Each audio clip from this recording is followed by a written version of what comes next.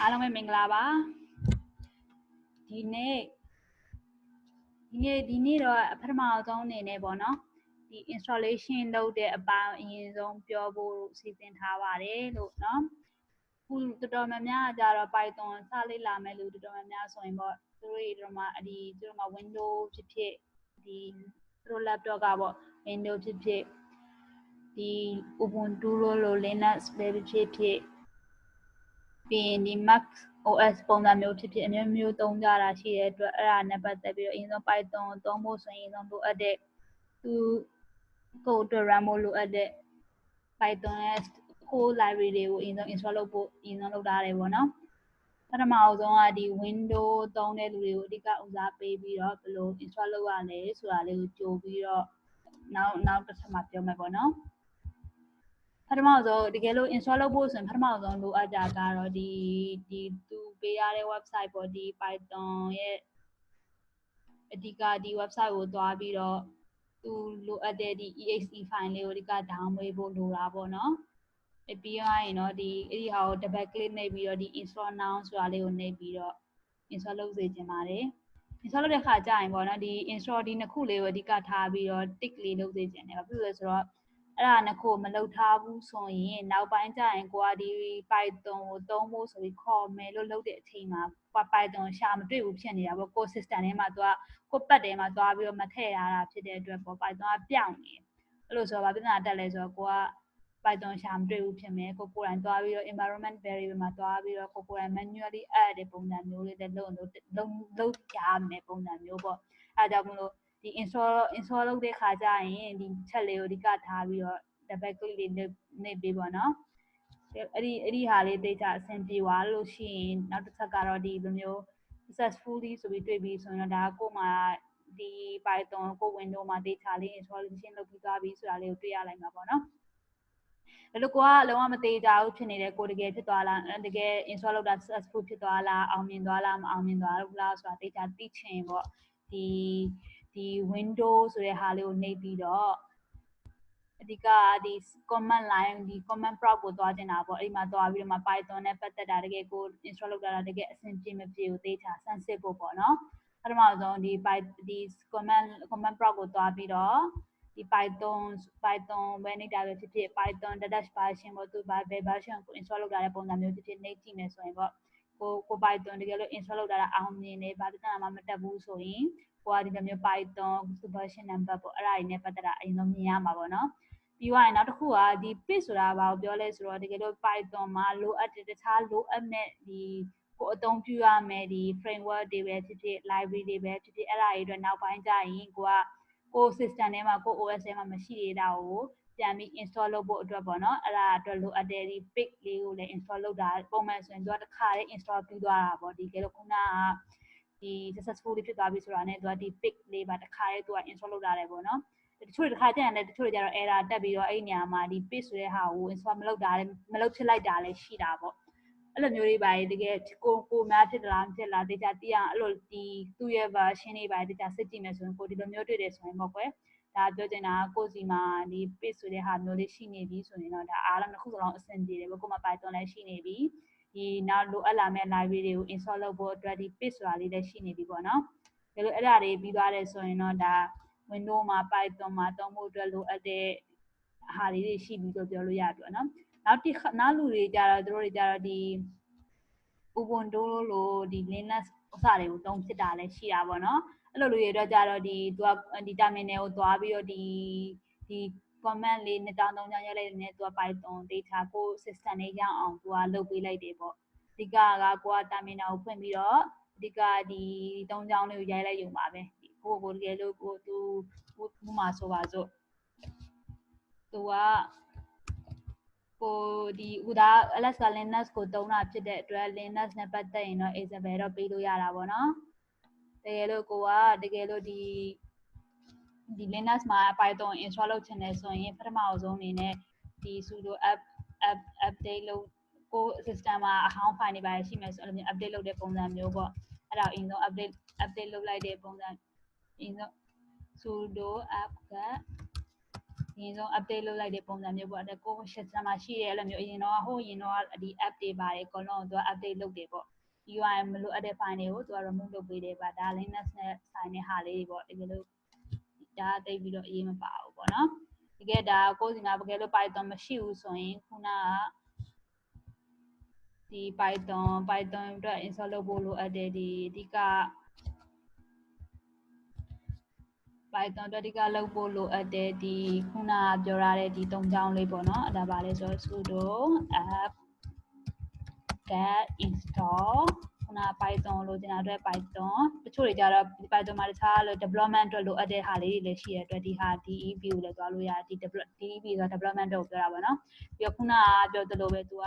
တခြားကိုသုံးဖို့အတွက်လိုအပ်တဲ့ဒီ library ကိုသုံးဖို့အတွက်ဒီ Pix ဆိုတာ library management software လို့လည်းပြောလို့ရတယ်ပေါ့နော်အဲ့ဒီအတွက်သူအဲ့ဒါကိုသုံးတဲ့ဟာလေးပေါ့အဲ့ဒါကိုလည်းကို system မှာမရှိဘူးဆိုရင်တကယ်လို့နှိပ်လိုက်မယ်ဆိုသူက LS မှာကျတော့အကုန်လုံးရှိနေတဲ့အတွက်ဒီဟာအားလုံးက up to date ဖြစ်နေတယ်ပေါ့အဲ့လို code system မှာမရှိဘူးဆိုရင်သူကဒါကို install လုပ်ပေးနိုင်မယ်ပေါ့နော်ဒီဟာဒါအဓိကဒီ Linux မှာရှိတဲ့ system တွေကိုတွားပြီးတော့ကိုဘယ်လိုလုပ်ရမလဲဒီ Python နဲ့ပတ်သက်ပြီးနောက်ပိုင်းကျရင်သုံးဖို့အတွက်ပထမဆုံးအနေနဲ့ step 1အနေနဲ့လုပ်ရမယ့်ဟာတွေပေါ့နော်ဟုတ်ပါပြီအဲ့လိုဆိုရင်ဒီဟာကြတော့ဒီဟာတချို့ကြတော့ဒီ Python ဒီတိုင်းပဲ try ကျင်တယ်အဲ့လိုမျိုးအဓိကအဲ့လိုမျိုး installation လည်းဘာတွေလည်းမလုပ်ဘူးဆိုရင်ဒီ jupyter.org try ဆိုတဲ့ဟာလေးတွားပြီးတော့လည်း try လုပ်ကြည့်လို့ရတယ်ပေါ့နော်အဲ့ဒီမှာအဲ့ဒီမှာအဓိကဘာလဲဆိုတော့သူက installation လုပ်ကြမလို့ဒီ try jupyter ဆိုတဲ့ဟာလေးကိုဆက်နေပြီးတော့နောက်ပိုင်းကျရင်ကိုလိုအပ်မဲ့ application တွေကိုသူကဒါလည်းသူခဏပေါ့15မိနစ်20လို့ပေါ့တနိုင်လောက်ဖြစ်သုံးလို့ရမယ့်ဟာလေးကိုသူကအဓိကဖန်တီးပေးလိုက်တာပေါ့ကို online browser တွေကနေပြီးတော့ပဲကို Python နဲ့ပတ်သက်တာတွေသုံးလို့ရမယ်။ဒါကိုစမ်းသုံးကြည့်ချင်တဲ့ဟာလေးတွေကိုပါတော်တော်များများကို browser လေးကနေပဲတစ်ခါလေးပေါ့အဲ့လိုမျိုးဖိုင်းကြည့်လို့ရမယ် application တွေပုံစံမျိုးလေးပေါ့ online browser ဖြစ်တဲ့အတွက်ကိုယ်စီမှာ connection မကောင်းတာပဲဖြစ်ဖြစ်ပါဖြစ်ဆိုရင်တော့ဒီဟာသုံးရတာနည်းတော့အခက်ခဲတော့တွေ့မယ်လို့ထင်တာပဲဒီကဒီဒါဟိုအဲ့ဘက်မှာတချို့ဘက်မှာကျတော့ connection အရင်မကောင်းတဲ့လူတွေရှိတဲ့အတွက်ပေါ့နော်ဒီဟာကလုံးဝပြဿနာတက်နေတယ်ပါတယ်ဆိုရင်တော့မှဒါဒီဘက်လေးကိုသွားစေချင်တယ်ပေါ့နော်နောက်မှဆိုရင်ဒီဟာဒီ connection စောင့်နေတာနဲ့တင်ကိုကဘာမှလုပ်လို့မရဘူးဖြစ်သွားလိုက်မယ်ဟို Python ဆို Python ဒီမှာ terminal တွေလည်းရှိတယ်ကိုက Python ဒီ terminal ကိုဝယ်ဖြည့်တာဖြစ်ဖြစ်ဒီမှာကို Python ရှိမရှိကိုဒီတိုင်းနေကြည့်လို့ရတယ် Python ထွက်လာလိုက်နေဒါကကြတော့ကိုလုံးမဘာဘယ်သူမှ install မလုပ်ချင်တဲ့လူတွေအတွက်ပေါ့နော်ဒီတနည်းလည်းရှိတယ်လို့ဒါခုန LS ပြောတာဒီ Python လေးကိုသွားပြီးတော့သွားလုပ်ကြည့်တဲ့ပုံစံမျိုးပေါ့အခုဒီ installation လုပ်ပြီးသွားပြီဆိုရင်တော့ပေါ့နော်နောက်တစ်ချက်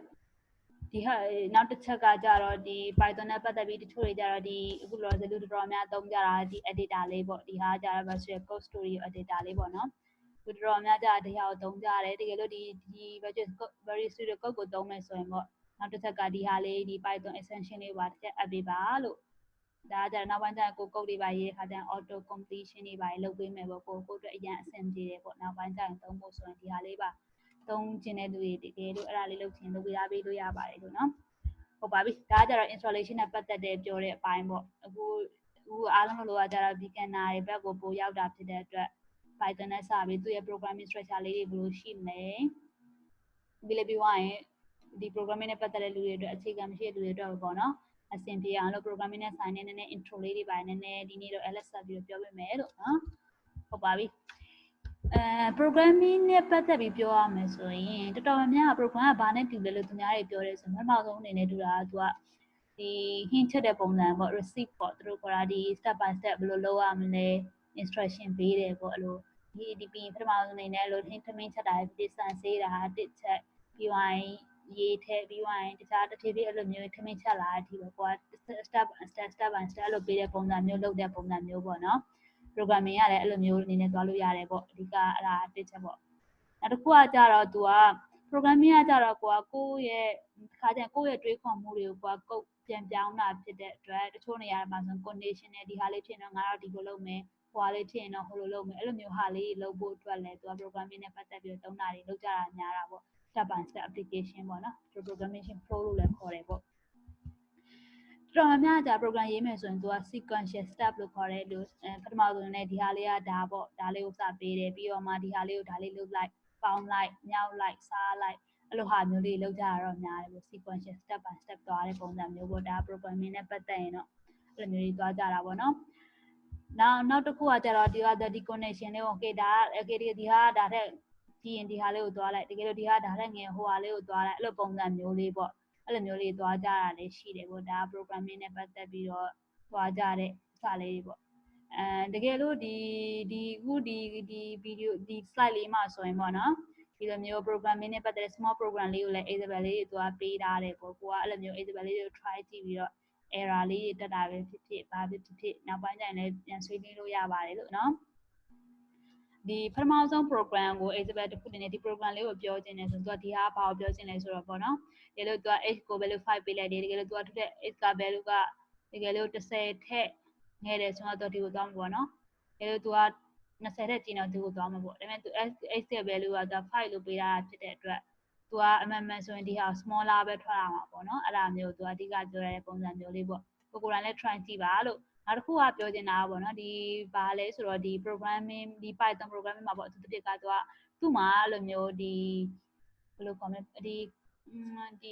blanket လို့ခေါ်တဲ့ဟာမျိုးတွေမရှိဘူးပေါ့နော်ဒီ parenthesis လို့ blanket လို့ဟာမျိုးတွေမရှိတဲ့အတွက်သူက indentation ပေါ့ဒီမျိုး space လေးခြားတဲ့ဟာသူတို့အရန်အရေးပါတယ်ပေါ့နော်အဲ့လို indentation လို့ခေါ်တဲ့ဒီဟာမပါဘူးဆိုရင်တော်တော်များ program မှာ error တွေလည်းပေးပါတယ်လို့နောက်တစ်ချက်ကကြပါပြောချင်တယ်ဆိုတော့သူက programming တိုင်းမှာပါတဲ့ဒီက variable လေးတွေပေါ့ဥပမာ constant ဆိုတာဘာပြောလဲဆိုရင်လို့1 2 3 4တို့လုံးဝကိုယ်က fixed value ပေါ့အဲ့လိုမျိုးပေးလိုက်တဲ့ဟာမျိုးလေးတွေ constant ပေါ့နော်အဓိကအဲ့လိုမျိုးခေါ်တာဒီ constant တွေတော်တော်များကိုယ်ကလုံးဝ variable လည်း assign မလုပ်ဘူးဒီတိုင်းလေးပဲ constant ထားတယ်ပေါ့အဲ့လိုဟာမျိုးလေးကိုအဓိက constant ခေါ်တာပေါ့ဒါလုံးဝ value လည်းလုံးဝမချိန်သွားဘူးဒီဟာ1 2 3 4ဒါခေါ်တိုင်းကို program တစ်ခုလုံးမှာလည်းကွာဒါ1 2 3 4ပေါ့အဲ့လိုမျိုးပုံစံမျိုး fixed value ပေါ့အဓိကလုံးဝ value လုံးဝမပြောင်းသွားတဲ့ဟာမျိုးလေးတွေပေါ့နော်အဲ့ဒါမျိုး constant value လို့ခေါ်တယ်ပေါ့နောက်တစ်ခုကကြတော့ဒီ Python မှာရှိတဲ့ programming မှာသုံးတဲ့ variable လေးတွေနဲ့ပတ်သက်ပြီးတော့ပြောချင်တာ variable ကဘာကိုပြောချင်လဲဆိုတော့သူအဓိကဒီအခု integer လားဒီ string လားဒီ float လားဆိုတဲ့ဟာကိုသူက name ပေးလိုက်တဲ့ပုံစံမျိုးအခုဒီဟာဆိုရင်ဒီ x က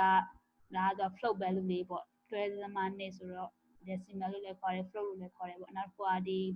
y လေးက14လို့သူကပြောရဲဆိုတော့ဒါကဘာပြောလို့ရလဲဆိုတော့သူက integer value ပေါ့နော်အဲ့ဒါတွေကိုသူကအဲ့လိုဟာလေးတွေဒီ x တို့ y တို့ဒါ variable လို့ခေါ်တယ်လို့ပြောရတာပါနောက်တစ်ခုကကြတော့ဒီ Python မှာပေါ့တချို့တွေကြတော့ဒီ naming ပေါ့သူကို variable တွေကိုတင်းနေအဲ့လိုခုန x y ပေးသလိုမျိုးပဲเนาะဒီလိုမျိုးလေးတွေပေးတင်တယ်ပေါ့နာမည်ကိုကို variable နဲ့ပေးခါကျရင် span တို့ x တို့ဒီဟာမျိုးလေးတွေပေးတင်တယ်ပေါ့เนาะဒါလို့ကိုအဲ့လိုမျိုးမဟုတ်ပဲဒီလိုမျိုးလုံးဝအဲ့လို special character ဖြစ်တယ်အဲ့လို hash တို့ဒီ dot တို့သွားပါပြီးတော့အဲ့လိုမျိုးမပေးသင့်ဘူးပေါ့เนาะဒါလို့ဆိုနောက်တစ်ခုကသူကPython မှာသူကလို့ capital letter နဲ့ small letter ကိုသူက differentiate လုပ်ပါတယ်လို့ကိုကတချို့နေရာမှာ capital သုံးနေရာမှာ small letter သုံးလည်းမရပါဘူးပေါ့နော်အဓိကကိုကဒီဟာ small လို့သုံးတာနောက်တစ်ခါကိုပြန်ခေါ်ဒီ variable ပြန်ခေါ်မယ်ဆိုရင် small အနေနဲ့ပဲပြန်ခေါ်ရမှာပေါ့နော်programming တိုင်း language တိုင်းမှာသူမှာ keyword ဆိုရယ် reserve keyword လေးရှိကြတာပေါ့နော်အခု Python မှာဆိုတော့သူကအဲ့လို and တို့ delete တို့ for တို့ is တို့ဒါလေးတွေသူကအဓိကသူ့ရဲ့ programming မှာလုံးဝ variable နာမည်နေနဲ့ပေးလို့မရဘူးပေါ့ဒီဟာလုံးဝသူကိုယ်တိုင်သူ့ system application မှာသုံးဖို့အတွက်သုံးထားတာဖြစ်တဲ့အတွက်အဲ့လိုမျိုးဒီတိုင်းကိုက and ကို equal to 10လို့တော့လုပ်လို့မရဘူးပေါ့ and ကသူ့မှာတခြားသူ function ရှိတယ်တကယ်လို့ is ကလည်းသူ့ function ရှိတယ်ပေါ့အဲ့လိုမျိုးဟာတွေကိုသူကလုံးဝ reset ပေါ်ကို variable အနေနဲ့လုံးဝသုံးလို့လုံးဝမရဘူးပေါ့လုံးဝ cannot use ပေါ့ကွယ်ဒီဟာတွေလုံးဝသုံးလို့မရဘူးပါဘူးPython မှာအဓိကအများကြီးများတော့မဟုတ်ပါဘူးအနည်းဆုံး20 30လောက်ပဲရှိနေထင်တာပဲနောက်တစ်ခုကကြတော့သူကဒီ Python မှာ program ရေးမယ်ဆိုရင်ပထမဆုံးကဒါ assignment statement ပေါ့ကွယ်အခု x ကဒါ variable ပေါ့ init ဖြစ်တယ်ပုံစံမျိုးပေါ့နောက်ကဒီဟာကိုယ့်ရဲ့ဟာလေးဒီ expression ပေါ့ဒီဟာကိုဘာလို့ expression ဆိုတော့ကိုဒါဒီ variable လေးကိုကိုနှစ်ပေါင်းခြင်းတယ်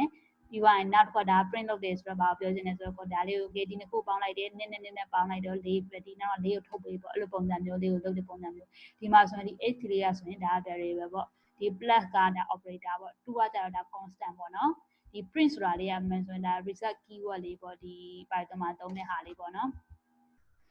နောက်တစ်ခုက Python မှာသူ့မှာလို့ဟို constant လိုမျိုးပေါ့သူ့မှာလည်းမျိုး integer တို့ string တို့ အဲ့ဒါရှိတာပေါ့နော်ဒါလို့ကိုကဒီခုနက operator လို့ခေါ်တယ်ဒီအပေါင်းတို့အနှုတ်တို့အမြောက်တို့အစားတွေဆိုရင်သူက type တူတဲ့ဟာမျိုးနဲ့ပဲသွားလုပ်လို့ရတာပေါ့နော်ကိုက string ကိုသွားပြီးတော့ integer နဲ့သွားပေါင်းရင်မရသလိုမျိုးပေါ့ကိုကအဲ့ဒါကို string ချင်းပေါင်းရင်တော့ရမယ်ဒီတင်တဲ့တင်းနဲ့ပေါင်းတဲ့သူတို့နှစ်ခု integer ဖြစ်တဲ့အတွက်သူတို့နှစ်ခုလည်းပေါင်းလို့ရတယ်ပေါ့နော်ကိုကအဲ့ချိန်မှာအဲ့လိုမဟုတ်ဘဲနဲ့ကိုကဒီ string ကို